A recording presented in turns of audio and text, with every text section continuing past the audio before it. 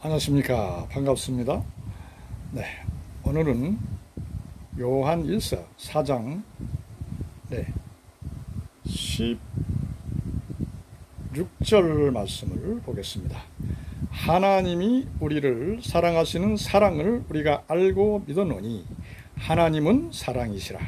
사랑 안에 거하는 자는 하나님 안에 거하고 하나님도 그 안에 거하시느니라. 아멘. 자, 하나님은 누구라 그랬습니까?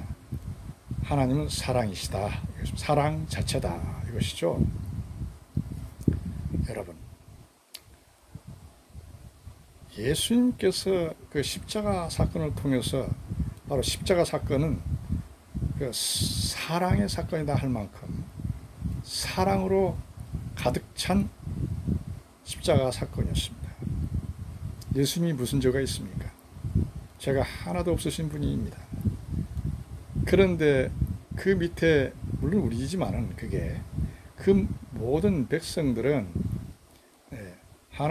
예수님께 은혜를 입은 자도 있을 것이고 여러 가지 그 혜택을 받은 사람도 있을 것이고 안 받은 사람도 있을 것이고 여러 가지 사람들이 그 밑에서 예수님의 십자가에 매달아라 매달아라 이렇게 외쳤겠지만 어떻든 그 모든 백성들이 아무 죄도 없으신 예수님을 십자가에 이렇게 매달려 했을 때 그리고 십자가에 매달려 이렇게 죽이시지 않았습니까? 그 모든 군중들이 말이죠. 그게 우리이기도 합니다. 더 나아가서 말하자면. 그런데 그러한 군중들에 의해서 아무 죄도 없으신 예수님께서 우리의 모든 죄악을 다 짊어지시고 십자가에 돌아가실 때에 십자가 위에서 그 매달렸었을 때에 예수님 생각은 어땠겠습니까? 아무 죄도 없으신 분인데 모든 고통과 그 엄청난 고통과 괴로움, 멸시천대 다 받으시면서 그 속에 어땠을까요? 그들을 바라보면서 한번 물어보세요. 한번 생각해 보십시오. 아무 죄도 없으신 분이 여러분 입장이면 어떻겠습니까? 내가 무슨 죄가 있기에 저 사람들에게 저런 아주 엄청난 모욕과 조롱과 그런 고통을 내가 전부 다 이와 같이 감수하면서 이렇게 십자가에 이렇게 엄청난 그 흉악한 죄인만 돌아가는 죄인에게만 적용되는 그 십자가형 바로 그런 그 십자가를 내가 그 위해서 내가 죽어야 되나 이렇게 생각하겠죠? 예수님께서는 예수님이 누구십니까? 하나님 자신이잖아요. 그런 그 예수님께서 십자가에서 그 군중들을 바라보면서 그 군중들을 바라보시면서 어떠한 마음이 어떠하셨을까요? 당장 내가 죄인이 아니다 이렇게 말 당당하게 할 수도 있으셨겠죠. 그 외에 뭐 확실한 정당한 말을 다 하실 수도 있으셨겠죠. 뭐 조리 있게 그분이 누구십니까? 확실하게 말씀하실 수도 있으셨다 이 말씀입니다. 그렇게 하실 수 있으셨습니다. 그런데 아무 말도 없으시고 아무 말도 없으신 채 십자가에서 묵묵히 돌아가셔야만 하셨던 그 예수님의 그 십자가 위의 그 모습 이것을 항상 생각해 보십시오. 그것이 그럼에도 불구하고 예수님께서는 저들이 몰라서 그러하오니 저들이 행하는 모든 죄악을 저들에게 돌리지 말아 주시옵소서 하고 하나님께 청원하는 그 모습이 십자가상에서 우리가 잘 볼 수가 있습니다. 바로 그것이 하나님의 사랑입니다. 그 예수님의 십자가 사건은 하나님의 사랑으로 얼룩지고 하나님의 사랑으로 듬뿍 채워진 그런 사건이었습니다. 그래서 그 예수님의 십자가 사건을 그 과정을 낱낱이 확실히 잘 보시게 되면 사랑을 듬뿍 받으실 겁니다. 알게 되고 깨달으실 거예요.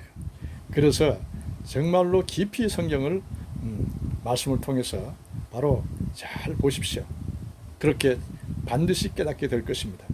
그래서 그런 사랑이 바로 하나님의 사랑이다. 예수님의 십자가 사건은 하나님의 사랑을 그대로 나타내 주신 것이다. 그것이죠. 그래서 그 사랑을 입어야만 그 예수님의 십자가 사건을 통해서 그 사랑을 알잖아요. 그래서 그것이 영원하게 그를 이끌어가는 것입니다. 하나님의 천국 백성이 되고, 그렇게 하나님의 천국 백성이 그 예수님의 십자가를 통해서 모든 것을 해결받고 모든 죄악을 용서받고 천국에 와 있을 때, 새 생명으로 거듭나게 됐을 때, 그 새 생명으로서 바로 십자가 사건의 그 사랑을 바탕으로 살아가게 되는 거예요. 자동적으로 그렇게 살아가게끔 되어 있습니다. 그 사랑이 있기에 어떤 좌로나 우로나 치칠 수 없는 게 바로 거기에 있는 겁니다. 바로 중요하죠. 핵심입니다. 그래서 오늘은 하나님의 이 본문 말씀은 하나님의 바로 사랑이 바로 하나님 자신이다. 하나님 자신입니다. 바로 이 사랑을, 여러분, 비법이 뭡니까? 이 사랑을 항상 행하게 되면 모든 것이 형통하게끔 되어 있습니다. 다 어떠한 안 좋았던 관계도 어떠한 것도 사랑을 행하게 되면 다 형통하게끔 되어 있고 온전하게 되는 것이 되게끔 되어 있습니다. 이것이 바로 축복입니다. 바로 이 사랑이 하나의 전지전능하신 능력이라고 표현할 수가 있습니다. 이 사랑이 모든 것입니다. 하나님 자신 아닙니까? 사랑을 행하여 보십시오.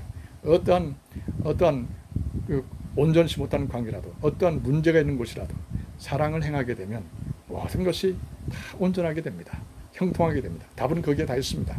자, 바로 사랑이 바로 하나님 자신입니다. 이 하나님의 자신, 사랑입니다.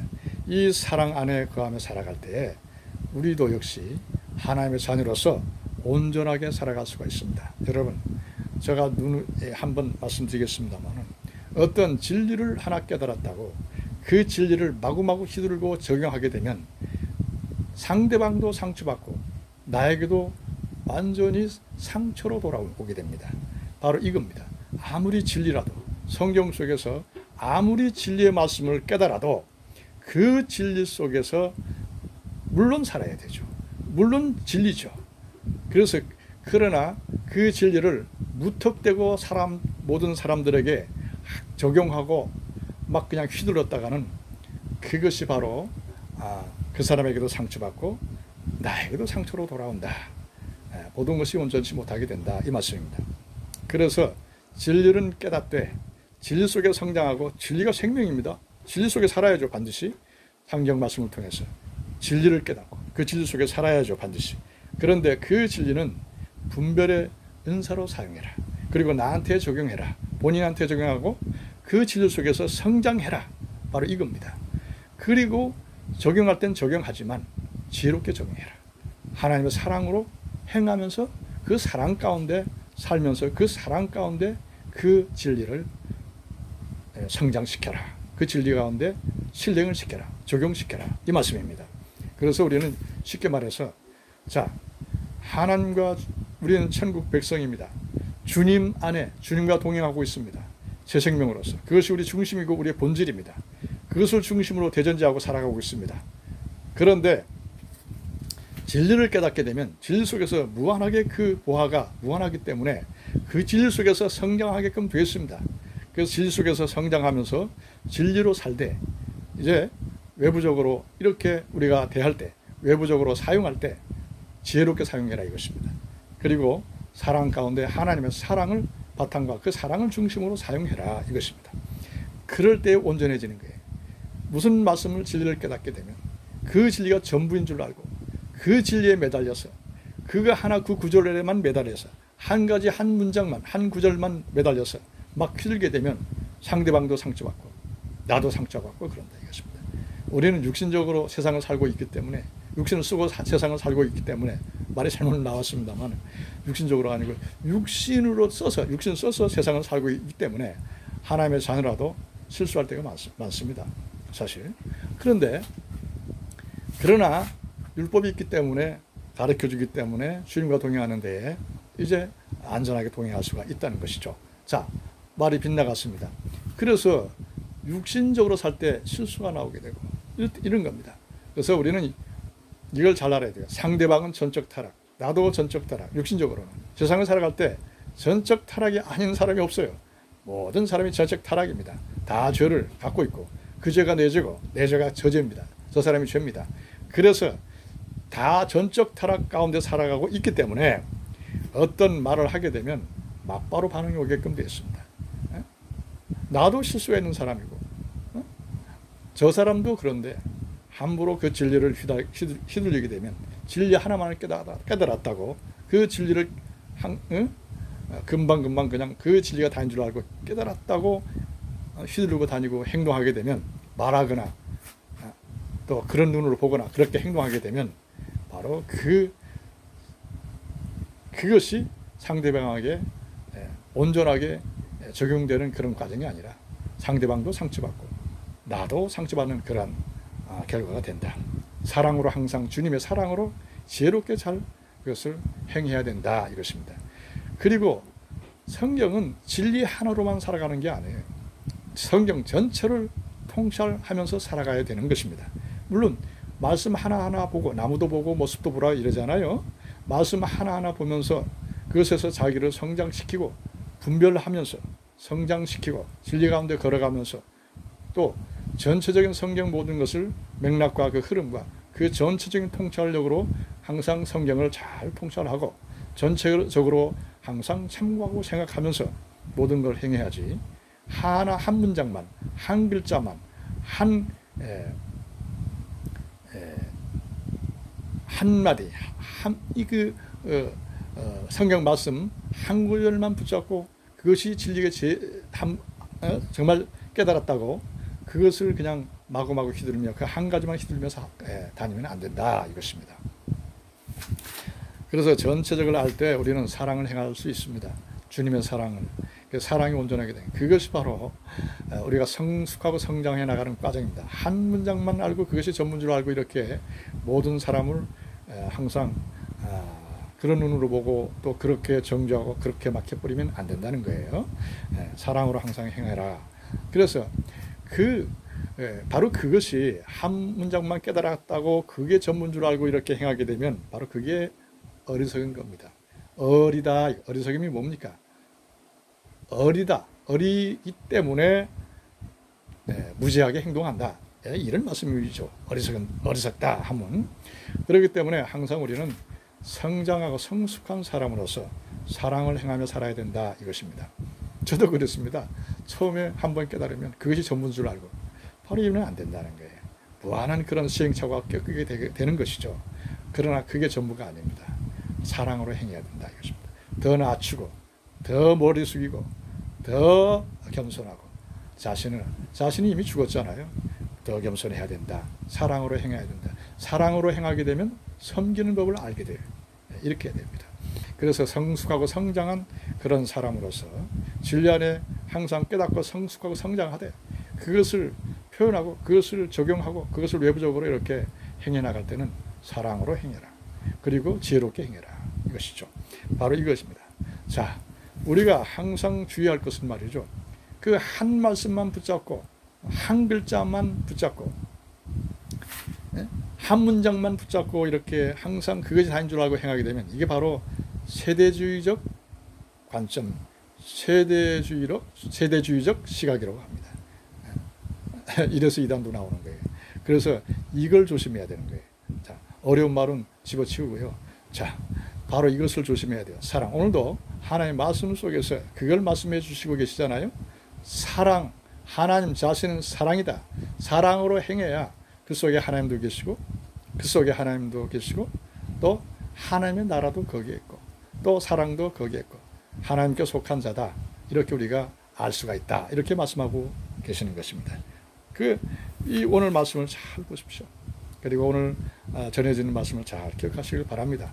항상 우리는 먼저 한 문장 이렇게 한 글자 이렇게 알았다고 그것만 다인 줄 알고 이렇게 살아가게 되면 그것이 바로 진리는 알지만 어리석게 된다 이것입니다. 진리는 아까도 말씀드렸지만 자기한테 적용하고 또 그렇게 또 행동하고 그렇게 살아가지만 사랑으로 행하면서 지혜롭게 외부적으로 표현하면서 사랑으로 행하면서 진리는 냉철하게 행해야 돼요. 자기 자신이 행하고 또 밖으로도 행해야 되지만 바로 그것이 냉철성을 통해서 분별의 능력으로 그렇게 생각하고 항상 잘 분별하면서 사랑으로 적용하고 사랑으로 전파하고 진리를 말이죠. 사랑으로 이렇게 행하게 될 때, 지혜롭게 또 진리를 적용하고 행하게 될 때 우리는 그 속에서 무한하게 성장할 수가 있습니다. 자, 우리는 이것입니다. 뭐냐면 우리는 사랑, 하나님은 사랑이라 그랬습니다. 항상 사랑 안에 살아가야 된다. 이것이 우리의 중심입니다. 십자가의 사랑, 바로 그 사랑이 우리의 모든 것을 이끌어 주실 것입니다. 감사합니다.